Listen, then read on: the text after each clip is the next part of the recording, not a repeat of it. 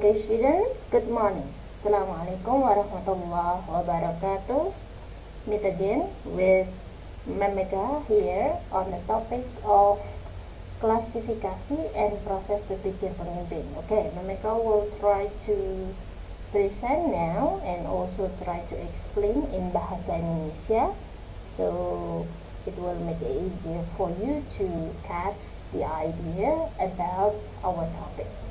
Okay, this is for entrepreneurship, leadership, and dakwah for English education study program on the 5th semester. Okay, Memeka will start now. Klasifikasi dan proses berpikir pemimpin. What does it mean? Apa itu maksudnya? Okay, let's take a look on the next slide.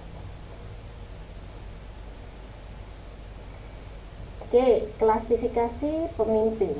Jadi untuk memudahkan kita dalam memahami dan juga melakukan pengklasifikasian ya mengenai pemimpin, terutama pemimpin dalam kehidupan sehari-hari ya. Jadi sehari-hari kan kita melihat sosok seorang pemimpin, bertemu seorang pemimpin, dan juga tindakan-tindakan yang mereka lakukan ya. Jadi kita tahu persis gitu ya seperti apa itu pemimpin gitu ya.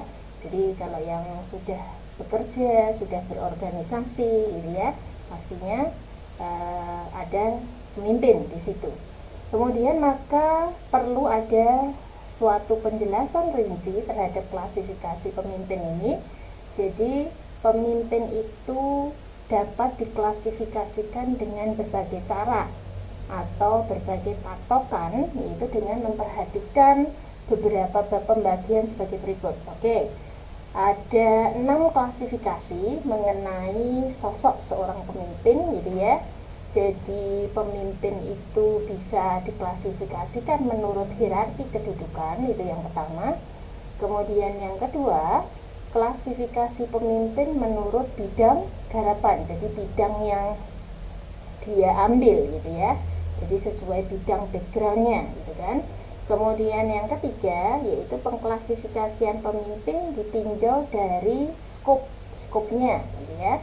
Kemudian yang keempat adalah klasifikasi pemimpin sesuai perubahan sosial. Kemudian yang kelima adalah klasifikasi seorang pemimpin menurut kepemimpinannya atau sesuai dengan kondisi kebutuhan ya. Jadi kebutuhan dari apa yang dipimpin gitu ya, perusahaan apa yang dipimpin gitu. Jadi pemimpin berdasarkan kondisi kebutuhan. Kemudian yang keenam itu adalah pengklasifikasian pemimpin dalam bidang pertumbuhan ekonomi. Jadi ada 6 gitu ya pengklasifikasian dari pemimpin. Apa saja itu? Oke, kita akan tahu satu persatu kriteria 6 klasifikasi ini dari pembagian pemimpin ya. Jadi klasifikasi pemimpin dari 6 ini apa saja? Oke, try to take a look on the next slide. Oke, slide berikutnya. Oke, jadi yang pertama klasifikasi pemimpin menurut hierarki kedudukan. Jadi kalau menurut hierarki kedudukannya itu ada tiga sosok pemimpin, yaitu pemimpin tingkat utama atau biasanya teras ya, depan atau tinggi. Jadi yang paling atas gitu ya. Jadi pemimpin paling atas, pemimpin paling tinggi, pemimpin utama gitu ya. Jadi ada kriteria-kriteria seperti itu. Kemudian tahapan yang kedua adalah pemimpin tingkat menengah atau madya ya. Itu adalah kriteria dari hierarki kedudukan. Dan yang ketiga adalah pemimpin tingkat bawah atau staff ya. Jadi kayak berkasta gitu ya. Jadi karena suatu kedudukan itu kriterianya ada kastanya. Jadi ada kasta pemimpin utama, pemimpin madya, dan pemimpin bawah gitu ya. Oke, ini adalah 3 klasifikasi dari menurut hierarki kedudukan. Sekarang kita masuk klasifikasi yang kedua, yaitu klasifikasi pemimpin menurut bidang kerja atau bidang garapannya. Jadi bidang yang dia dia tekuni gitu ya. Jadi ada 5 yang bisa ada di sini dalam klasifikasi ini, yaitu pertama bidang ekonomi, kedua bidang politik, ketiga yaitu bidang agama, yang keempat bidang pendidikan, dan yang kelima adalah bidang adat. Seperti kita ya, termasuk dalam universitas adalah pemimpin menurut klasifikasi dari bidang garapan. Jadi bidang latar belakang dari pendidikannya atau background gitu ya. Jadi kita masuk ke poin yang keempat, yaitu pemimpin bidang pendidikan. Kalau misalnya kayak kiai gitu ya, ustadz, itu termasuk dalam pemimpin bidang agama. Kemudian kalau pemimpin bidang politik itu berarti ada presiden, ada gubernur, ada ada wali kota, itu termasuk dalam bidang politik gitu ya. Jadi mereka terpilih karena adanya politik gitu ya. Kemudian kalau pemimpin dalam bidang ekonomi berarti yang berada dalam perusahaan-perusahaan seperti manajer, ada supervisor, ada HRD, ada kemudian ya itu sebagian dari bidang-bidang ekonomi dalam perusahaan gitu ya. Dan perusahaan banyak sekali. Kemudian bidang pendidikan itu seperti rektor gitu ya. Kemudian ada dekan. Nah, itu pemimpin-pemimpin dalam bidang pendidikan, ada wakil rektor, ada itu ya. Jadi step-stepnya, strukturnya itu. Kemudian bidang adat itu ada pemangku adat, ada dato, ada macam-macam itu ya. Jadi kalian harus bisa membedakan itu. Nah, itu adalah dari bidang garapan, jadi bidang dalam posisi di masyarakatnya gitu ya. Oke, kemudian kita lanjutkan untuk klasifikasi yang ketiga, yaitu klasifikasi pemimpin ditinjau dari skopnya. Jadi skop itu wilayah ya, jadi wilayahnya itu ada wilayah lokal, wilayah regional, terus pemimpin wilayah nasional, dan pemimpin wilayah international gitu ya.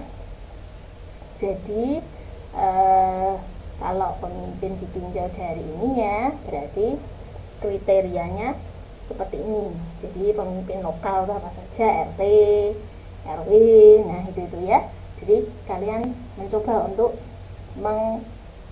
memberikan contoh sendiri nanti ya, mereka harap kalian bisa gitu ya. Jadi kriterianya sudah tahu karena kemarin mereka sudah menjelaskan mengenai kriteria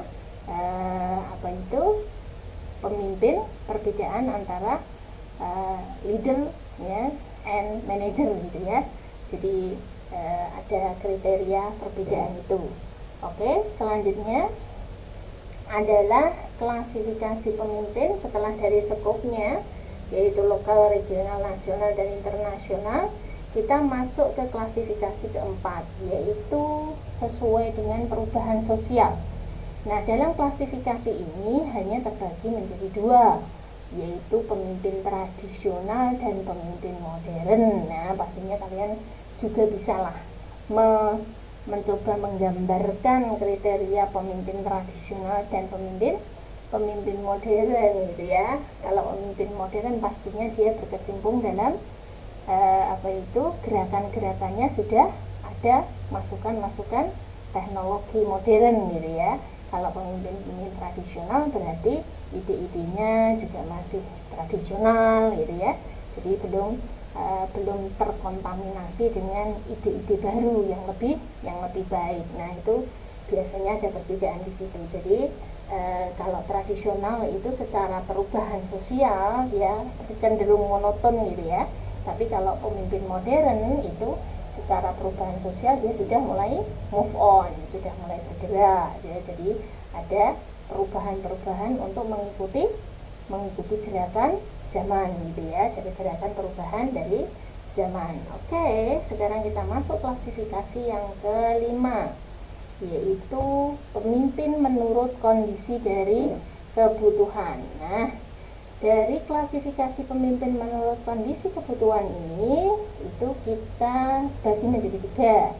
Jadi ada 3 jenis, yaitu mulai dari pemimpin primer, pemimpin sekunder, dan pemimpin tersier. Nah, jadi pemimpin itu bila mana tidak ada pemimpin yang utama, pemimpin primer, kalian bisa ke pemimpin sekunder. Misalnya kriterianya dalam suatu perusahaan gitu ya, dan suatu perusahaan bahwa baik itu karena pemimpinnya dibedakan karena sisi kondisi ekonomi gitu ya.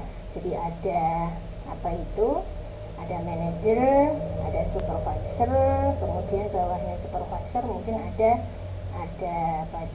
pemimpin lagi gitu ya. Jadi di bawahnya supervisor itu. Jadi tiga tahapan itulah yang bisa disebut sebagai primer, sekunder, dan tersier. Jadi pemimpin yang utama misalnya manajernya, kemudian pemimpin yang sekunder itu adalah supervisornya gitu ya. Jadi kalau dalam pendidikan, dalam dunia kita pendidikan ya, kita punya rektor, kita punya ketua yayasan, kita punya rektor, kita punya dekan gitu ya. Jadi ada tiga tahapan di mana ketika yayasan itu adalah menjadi pemimpin primer dalam kondisi kita, karena universitas kita dalam naungan sebuah yayasan gitu ya. Jadi pemimpin di yayasan itu adalah merupakan pemimpin primer. Kemudian pemimpin yang ada di universitas kita yang merupakan di bawahan yang disebut rektor, itu berarti dia termasuk pemimpin sekunder. Kemudian di bawahnya rektor yaitu dekan-dekan yang berada di fakultas-fakultas, itu berarti pemimpin tersier. Nah, begitu tahapannya. Itu bila mana untuk kondisi dalam dunia pendidikan. Oke, ini untuk kondisi kebutuhan ya. Jadi bila mana kalian benar-benar butuh gitu ya, ada keperluan dalam misalnya memang tingkat kebutuhannya adalah harus menemui pemimpin yayasan. Nah, ya, tupoksinya harus ke yayasan gitu ya. Jadi kriteria seorang pegawai, misalnya seorang pegawai dia mendapatkan SK dari yayasan gitu ya, sebagai pegawai dari sebuah yayasan. Bila mana ada kriteria poin-poin ya, yang mungkin ada hal-hal yang harus dipertanyakan mengenai SK dan perjanjian yang harus dalam kinerja itu, berarti Anda masuknya ke yayasan kepada pemimpin primer. Nah, begitu. Jadi untuk pemimpin sekunder dalam kategori kebutuhan universitas, misalnya rektor, berarti dia berhubungan dengan kriteria misalnya kebutuhan untuk fakultas ya, untuk pengajar, untuk kriteria menyamankan mahasiswa dalam belajar gitu ya, kebutuhan apa yang harus dipenuhi untuk kriteria pembelajaran dalam sebuah universitas. Nah, itu kalian masuknya kepada pemimpin sekunder, yaitu kepada rektor. Oke, kalian mencoba untuk memberikan satu contoh sendiri nanti kriterianya ya. Nah, mereka hanya memberikan sebagian contoh gitu ya. Kemudian lanjut, kita masuk klasifikasi yang terakhir, yaitu klasifikasi yang keenam, pemimpin dalam bidang pertumbuhan ekonomi. Nah, dalam pertumbuhan ekonomi ini mereka sudah mencoba menjelaskan ada dua kriteria. Jadi sebelum pertemuan ini, sebelum pengklasifikasian ini, mereka sudah pernah menjelaskan apa sih itu manajer dan apa sih itu entrepreneur. Nah, itu sesuai theoretical background ya, theoretical definition. Jadi secara teori, dari teorinya siapa manajer itu apa, kemudian secara teorinya siapa entrepreneur itu siapa. Nah, seperti itu. Oke. So, ketika kita mengambil nama ya, mengambil suatu sebutan, kenapa dia bertipe manajer atau entrepreneur, kalian harus mengambil take from the theory. Jadi ambil teori sebelumnya. Kira-kira teori sebelumnya itu manajer itu siapa, teorinya siapa. Nah, entrepreneur juga begitu ya. Jadi entrepreneur itu definisinya apa, teorinya apa. Nah, gitu ya. Jadi ada dua tipe ini yang perlu dibedakan ya, di mana tipe manajer dan di mana tipe entrepreneur. Nah, kalian pastinya sudah sebelum-sebelumnya materi mereka sudah memberikan beberapa ciri-ciri bagaimana seorang manajer dan ciri-ciri sebagai seorang entrepreneur. Try to remind again, mencoba flashback lagi, mencoba kembali lagi seperti apa itu, ya. Jadi kalian membuka lagi lembaran yang sudah mereka jelaskan sebelumnya. Oke, kita lanjut. Nah, sekarang kita masuk ke proses berpikir seorang pemimpin, ya. Kalau seorang pemimpin itu harus berproses berpikir secara normal, jadi bukan emosional gitu ya. Jadi seorang pemimpin ketika berpikir secara emosional, nah itu akan kondisinya berbeda bila mana seorang pemimpin bisa berpikir secara normal. Nah, bagaimana itu gitu ya? Dalam pembahasan proses berpikir normal ini ya, bagi pemimpin yang pertama menjadi sangat penting untuk dapat menyesuaikan pada tindakan-tindakan yang harus dilakukan, terutama keterkaitan dengan berbagai macam jenis dan bidang.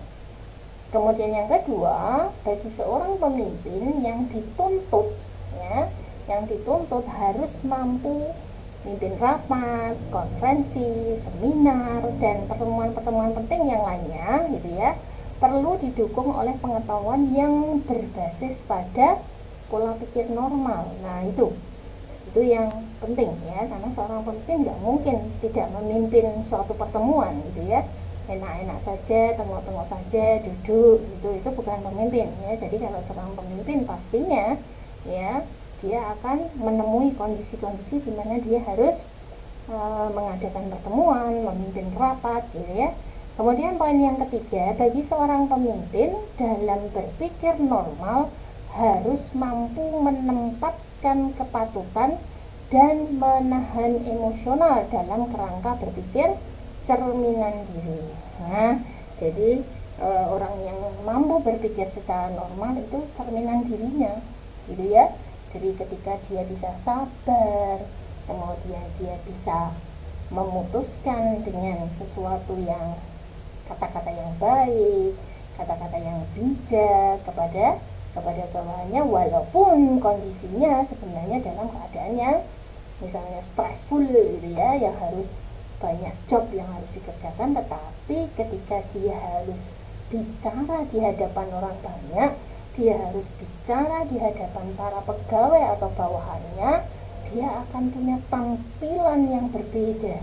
Jadi tidak menekankan cerminan diri yang stressful, yang terlalu terbebani ya, seperti dia harus merombak cerminan dirinya menjadi cerminan dengan pola pikir yang bisa normal. Nah, seperti itu. Oke, sekarang kita masuk berikutnya, bagaimanakah proses itu? Nah, bagi seorang pemimpin prosesnya ada 5 ketika kita harus sebagai seorang pemimpin berproses untuk berpikir secara normal. Yang pertama, prosesnya adalah mengenali, kenali, dan isolasilah problem yang bersangkutan. Bila ada masalah, itu kalian harus seorang pemimpin itu bisa mengkip gitu ya. Jadi dipertimbangkan dulu, dipikir dulu. Nah, seperti itu, tidak harus langsung keluar solving gitu kan, nggak mungkin seperti itu. Kemudian proses yang kedua, buktikan fakta-fakta yang dikenal dan kemudian lakukan evaluasi tentangnya. Nah, begitu ada problem ya, waktu dikip ada masalah, beliau seorang pemimpin harus mencoba mencari bukti dan fakta yang bisa dicari untuk mendukung masalah itu ya. Kemudian proses yang ketiga, rumuskan kesimpulan yang mungkin dapat diubah, dimodifikasi atau divariasi. Jadi dari bukti-bukti yang sudah didapat semuanya gitu ya, tidak semuanya dimasukkan, disaring gitu ya. Jadi bukti-buktinya harus disaring, kemudian pemimpin berusaha untuk put satu kesimpulan ya, decide satu kesimpulan, di mana kesimpulan itu nanti bisa diubah melalui rapat, di-sharekan gitu ya, untuk bisa dimodifikasi dan divariasi untuk solusi dan keputusannya. Kemudian yang keempat prosesnya, rumuskanlah kesimpulan akhir dan untuk metode ilmiah dapat ditambahkan langkah. Nah, kalau misalnya kayak dosen gitu ya, ada masalah gitu ya, mesti ada teori-teori yang mendukung sebelumnya, kemudian ada metode-metode ilmiahnya gitu ya, untuk mensolusikan dari masalah yang ada itu, kemudian ditambahkan berbagai step-step untuk mensolusikan dari masalah itu. Oke, dan proses yang terakhir adalah meneliti. Teliti hasil guna mengetahui apakah perlu dilakukan revisi. Nah, kalau seorang dosen meneliti gitu ya, itu adalah apa? Bagaimana mensolusikan masalah yang ada di masyarakat. Kemudian setelah diteliti, nah apa sih yang kurang, apa sih yang positif, nah seperti itu, dan bagaimana cara mensolusikannya. Nah, ketemukah solusi, adakah metode yang terbaik untuk menyelesaikan itu. Nah, ini perlu penelitian hasil itu ya, mengetahui apakah perlu dilakukan perubahan. Nah, kalau ada harus perubahan, langkah-langkahnya harus dirubah ya, perlu dirubah gitu ya, jadi tidak monoton. Oke, lanjut. Nah, untuk lebih menguatkan pemahaman terhadap idealnya seorang pemimpin, maka diperlukan suatu penjelasan yang membedakan antara pemimpin dan yang bukan pemimpin ya, yang tentu dapat kita lihat dalam aplikasi keseharian di lingkungan dan kehidupan kita. Mana sih yang pemimpin, mana sih yang non pemimpin? Oke, kita lihat sekarang. Kalau seorang pemimpin itu memberikan inspirasi kepada pekerja, kedua melaksanakan pekerjaan dan mengembangkan pekerjaan, yang ketiga menunjukkan kepada pekerja bagaimana ia harus melaksanakan pekerjaan. Jadi ditunjukkan, diberi arahan, tidak hanya didiamkan. Kemudian menerima tanggung jawab, menyelesaikan persoalan kerugian yang timbul. Jadi bila mana ada kerugian, pemimpin langsung cekatan gitu ya. Jadi apa kok bisa rugi? Nah, itu harus segera disolusikan. Nah, itu adalah ciri seorang pemimpin. Dan bila mana non pemimpin, apa bedanya? Kalau pemimpin yang non, yaitu kalau dia menjadi pemimpin, biasanya pekerjanya ditekan, target gitu ya, selalu target gitu ya, semua harus memenuhi target. Bila mana tidak memenuhi target akan diapakan, punishment apa ya. Itu kerjanya jadi kerja rodi gitu ya. Jadi yang apa itu, tahu ya, kerja rodi yang dilakukan itu ya penuh dengan tekanan gitu ya. Itu ya penuh tekanan, tapi tekanannya tidak begitu stressful itu kalau pemimpin gitu ya. Jadi kalau non pemimpin itu betul-betul membuat stres pegawainya atau pekerjanya. Kemudian melaksanakan pekerjaan dengan mengorbankan pekerjaan. Nah, itu ciri-ciri non pemimpin ya. Jadi ya kerja, tetapi kerjanya itu tidak memunculkan sesuatu ya. Kemudian yang ketiga menimbulkan perasaan takut pada pekerja dengan ancaman-ancaman dan paksaan-paksaan ya. Jadi ancamannya muncul, paksaannya banyak gitu ya. Kemudian mengelak tanggung jawab. Bila mana ada sesuatu yang menjadi tanggung jawabnya dilimpahkan ke orang lain gitu ya, itu namanya non pemimpin. Kemudian mengalihkan kesalahan pada pihak lain. Nah, bila ada mana problem ya, itu biasanya apa itu problemnya menjadi yang salah dia ya. Jadi bukan yang salah kita, tapi yang salah dia gitu ya. Oke, dipindahkan ke orang lain, pindahkan ke pegawainya gitu ya. Itu adalah mengalihkan kesalahan kepada pihak lain. Jadi bukan saya gitu ya, wong itu urusannya dia, jadi bukan saya yang harus bertanggung jawab. Nah, itu namanya non pemimpin. Nah, itu ya. Jadi kriteria inilah yang perlu kita bedakan bagaimana seorang pemimpin dan bukan pemimpin. Semoga kalian semua ya yang belajar dari sini bisa menjadi seorang pemimpin yang baik dengan ciri-ciri yang bisa ada di 5 hal yang ada di ciri seorang pemimpin. Jadi jangan yang non pemimpin ya, jangan memberikan pekerjaan di luar kemampuannya ya. Kalau sudah pekerjaan di luar kemampuannya, yaitu berarti bukan seorang pemimpin ya. Oke, Sekarang kalian sudah tahu semuanya perbedaannya dari pemimpin dan bukan pemimpin. Kita lanjutkan. Mereka akan memberikan satu quote, ya, satu istilahnya inspiration gitu ya, inspirasi dari Nelson Mandela, ya, dari pidato pelantikan tahun 1994, ya, itu ya namanya kutipan, ya kutipan seorang pemimpin gitu ya, kutipan dari pemimpin gitu ya. Jadi ketakutan kita yang terbesar bukanlah bahwa kita tidak mampu. Jadi ketakutan kita yang terbesar itu bukan karena kita tidak mampu. Ketakutan kita yang terbesar adalah bahwa kita berkuasa tanpa batas. Cahaya kita, bukan kegelapan kitalah yang paling menakutkan bagi kita. Ketika kita membiarkan cahaya kita bersinar, tanpa sadar kita mengizinkan orang lain melakukan hal yang sama. Ketika kita memerdekakan diri dari ketakutan kita, kehadiran kita dengan sendirinya memerdekakan orang lain. Begitu ya. Kita akan coba mencerna dari quote ini gitu ya, bahwasanya bila ketakutan manusia yang terbesar itu sebenarnya adalah berpuasa tanpa batas. Jadi dia tidak punya batasan untuk kekuasaannya, terlalu berlebihan, melebihi, ya, unlimited gitu ya. Bahasanya unlimited itu sebenarnya nggak bagus gitu ya. Tapi kalau untuk kuota internet, ya itu nggak apa-apa unlimited gitu ya.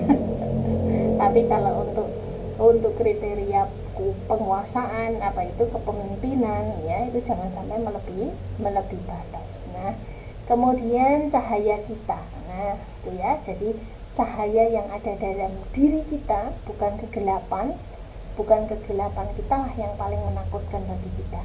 Jadi yang lebih menakutkan itu malah cahayanya, bukan gelapnya, ya. Jadi begitu dia benar-benar ketika menguasai dunia, itu adalah menjadi ketakutan yang terbesar, ya. Jadi saya benar-benar orang yang paling berkuasa di perusahaan ini, tidak ada yang lebih dari saya. Nah itu sebenarnya dia itu takut pada dirinya sendiri, ya, takut itu, ya. Jadi kalau dia lebih hebat dari yang lain, merasa lebih hebat dari yang lain, itu malah justru itulah ketakutan dia, ya, yang paling menakutkan bagi dirinya. Ketika kita membiarkan cahaya kita bersinar tanpa sadar, jadi lock saja gitu ya. Jadi bila mana itu kita biarkan biar mengalir gitu, tanpa sadar kita mengizinkan orang lain melakukan hal yang sama. Jadi ketika kita bertindak, ngalir aja gitu ya, tidak usah disuruh gitu ya. Jadi tidak perlu diperintah. Apa yang kita kerjakan, bila mana dia melihatnya, insya Allah dia akan melihat kita sebagai sosok pemimpin yang bekerja, dan dia akan melihat itu mengalir tanpa menyuruh, tanpa memerintah. Nah, berarti tanpa sengaja orang lain itu akan mengikuti apa yang kita lakukan. Itulah maksudnya Nelson Mandela. Jadi ketika kita memerdekakan diri kita dari ketakutan kita, merdeka saja, bebas, kita lakukan apapun seperti yang lainnya gitu ya. Walaupun Anda sosoknya seorang pemimpin, Anda memang menjadi seorang pemimpin, ya bekerja apa adanya gitu ya. Anda harus bekerja, ngomong dengan pemimpin, memimpin gitu ya. Ngomong dengan bawahan gitu ya, bebas saja, santai aja gitu ya. Jadi jangan sok wibawa gitu ya. Anda adalah pemimpin yang hebat gitu ya, yang tidak bisa didekati oleh bawahannya gitu ya. Dia mau ketemu saya aja harus hormat gitu, seperti itu. Itu bukan hal yang contoh yang baik gitu ya. Malah justru Anda dengan biasa, dengan hidup secara normal, kemudian Anda los saja, bekerja, kemudian Anda berbincang-bincang dengan pegawai dengan biasa, tanpa ada batasan gitu ya, bisa bertemu kapanpun, bicara dimanapun.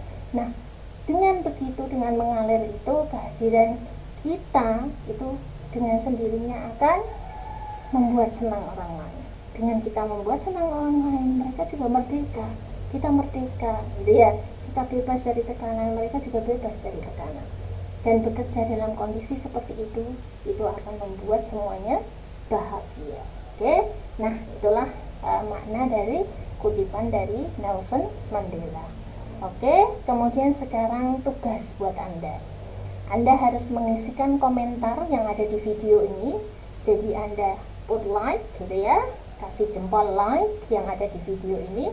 Kemudian Anda berpikir untuk mengisi komentar di bawah video ini dari klasifikasi pemimpin dalam bidang pertumbuhan ekonomi, yaitu di mana ada dua tipe manajer dan tipe entrepreneur. Nah, kalian berusaha mengulas lagi ya mengenai materi yang sudah mereka jelaskan.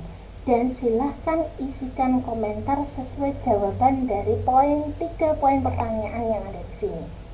Jangan lupa berikan nama dulu, kemudian name, kemudian sertakan jawaban 3 pertanyaan yang ada di sini untuk mengisi komentar. Apa perbedaan ciri 2 tipe tersebut? Berarti Anda berusaha untuk membedakan. Minimal 3 saja, tidak usah banyak-banyak ya. Jadi manajer itu bagaimana, entrepreneur itu bagaimana. Kemudian yang kedua, apa definisi manajer? Kasih 1 teori dari definisi manajer.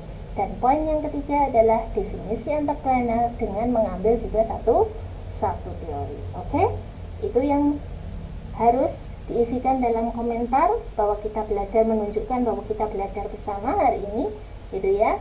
Jadi tidak ada yang ditunda. Dan batas kalian mengisikan komentar itu hanya 2 jam dari sekarang.